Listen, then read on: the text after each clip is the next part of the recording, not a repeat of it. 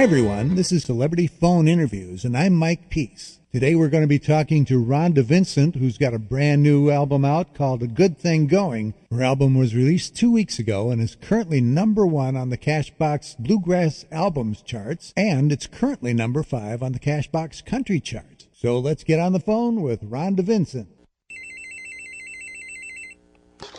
Hello? Hi, is this Rhonda? This is Rhonda. Hey, how you doing? I'm doing good. Trying to get to Nashville. Oh, how's the weather? We've been in a blizzard. Oh, no, man. Yeah. Jeez. Yeah, we got a blizzard going on up here in Illinois, so... Well, we're getting ready to go through Illinois. My husband is driving to Florida for our bluegrass cruise, and he's going for an extra week of golfing and things, so I'm riding down with him, and we're actually just left Hannibal, so we're not far from Illinois. Oh, okay. Well, be careful. Yeah, oh yeah. Yeah, we're about to drive out of it. He just said if we'd have left an hour earlier, see, he was blaming me because we didn't leave when we were supposed to. If we'd left an hour earlier, see, we would have missed all this. Oh, right. Probably be real seriously in it, I'm thinking. Uh-huh.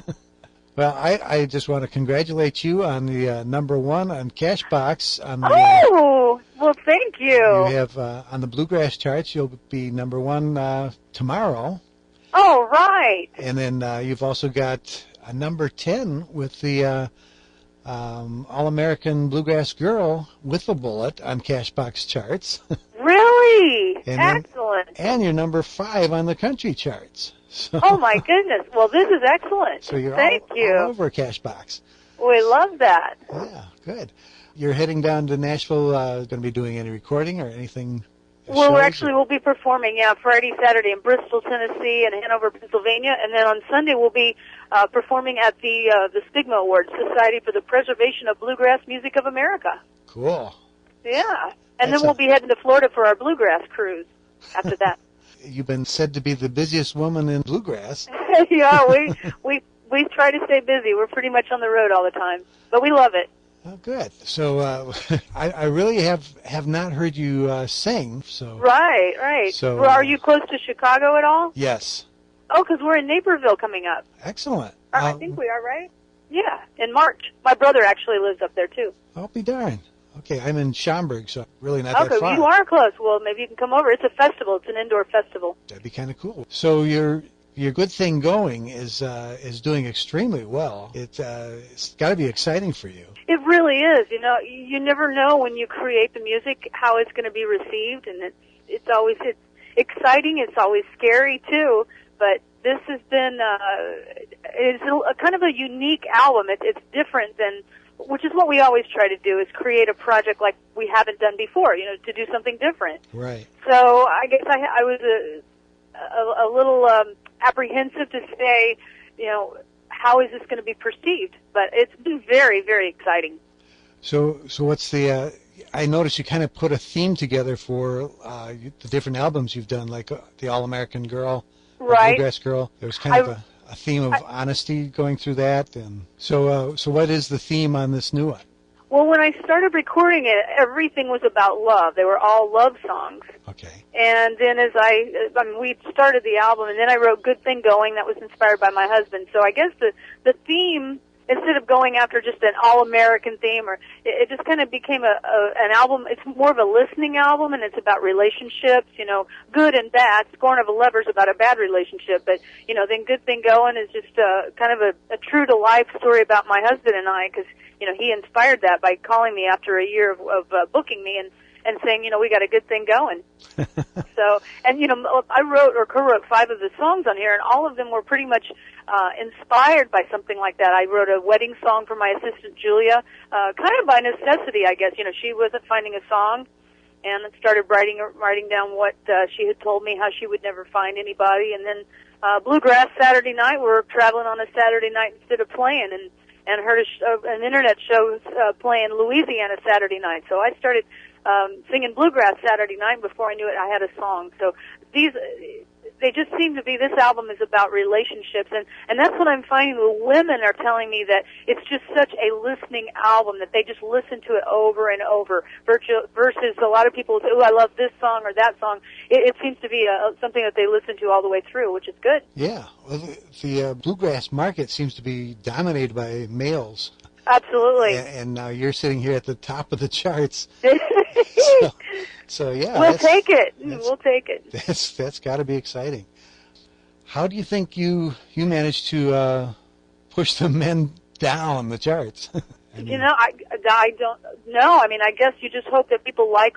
I think it begins with the song, and you hope that they love the songs, the performance, and everything that we put together. Not only just the music, but I went to Los Angeles, to Hollywood, and to shoot a cover with Albert Sanchez, a celebrity photographer, and you're just trying to really do our very best at every possible moment that we were creating this project.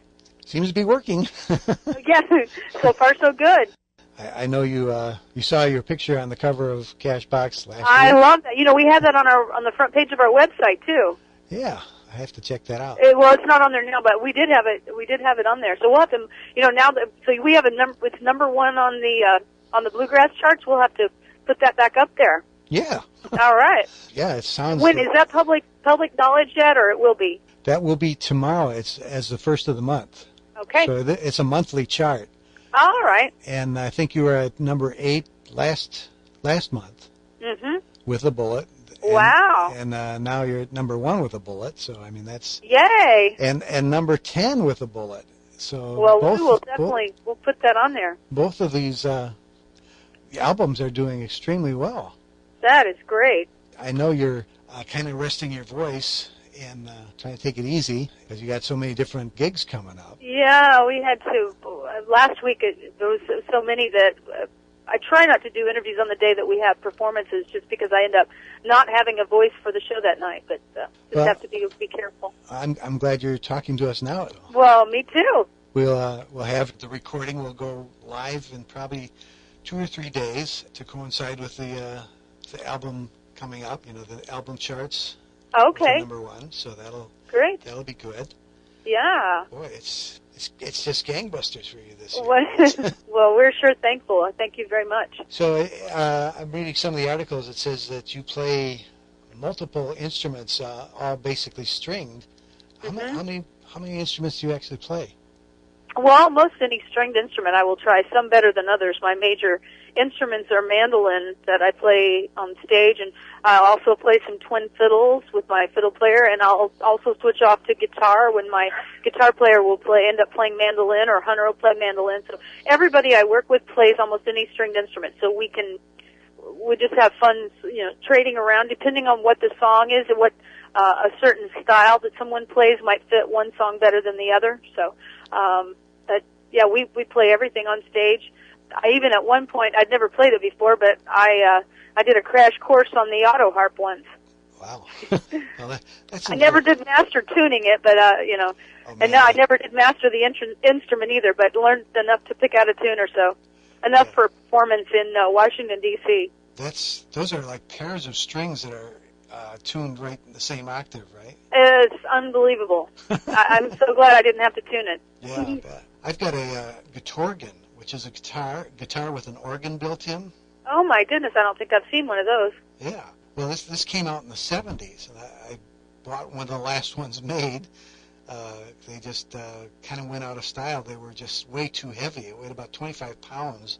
Good grief. If you got that hanging around your neck all night, your shoulder gets a little closer to the ground. I guess so. But it's one of those things where you can hold the strings down, and the organ part of it will play, and you have to tune the guitar to the organ. So we had 3 guys in the band, and the drummer and I played trumpet while I was playing the organ chords, and he was hitting the drums with his other hand. So we had big band sound for just 3 guys, and we would switch off on instruments a lot too. So right. I think it just really looks good when it, show all the different things you can do. Oh, yeah, I think so too. It's just part of what we do. My dad played everything, and we would trade off, and he'd play everything at one point. He'd play the fiddle, he'd play the banjo, guitar, electric guitar. Once I was accused of trying to be like Barbara Mandrell, though. So. But we don't worry about it. It's what we do. Yeah. It's you got to do what you got to do. That's right. I take that as a compliment. Yeah, I think it's great. I'm thinking more about the songs that you write. You say this latest one is basically a lot of love songs. Yeah, relationship songs, mostly love songs. Yeah. Is that going to be something that you continue doing more of? It's just whatever I'm inspired by. You never know. It just happened to be at this point. That's what I ended up writing about. But I've written about many, many subjects. I didn't expect to write "God Bless the Soldier" from the All-American Bluegrass Girl. It was never intended. I wrote it in about 15 minutes, holding the pen after being inspired from a visit to Fort Hood, Texas, to the military hospital. So I just kind of wait and see what I'm inspired by, when we do a project, we see what type of songs do we have, and then how they kind of take shape. Do you do anything like have like a pen and paper next to your bed or something? Because a lot of times I'll dream a song and then go scrounging for a pen and paper when I wake up. And one time I have done that. Have you decided to keep a pad and paper by the bed, or? I don't. I just end up going and looking around for one in the middle of the night if I have to. I actually grabbed a hanger with the paper on it, those paper-lined hangers. Oh, yes. Yeah, I would not think about that. I wrote down on that. I still have whatever works, huh? Yeah, you got to grab something fast because as you start to wake up more and more, you start to lose what the song was. So. Right. Writing songs is, apparently you write almost all of your music, all your songs. Or do you... Well, 5 on this one, but we do a large majority of original songs. That's good. I really like the idea of bands that do a lot of original things. You've got your other artists or other writers. Are they members of the band? Where do you get they are writers. They all write songs. I always tell them that to me it is great if we offer original songs. Like Kenny's written a lot of the instrumentals we do. Hunter has an album that he just put out, Wow Baby, and he wrote that song on. It gives some folks something unique that, when they come to our show, that they're only going to hear there. I think that's important. Yeah, that's... And, I think my next interview is calling. It really does sound like you're the busiest woman in bluegrass. Well, thank you for spending the time with us.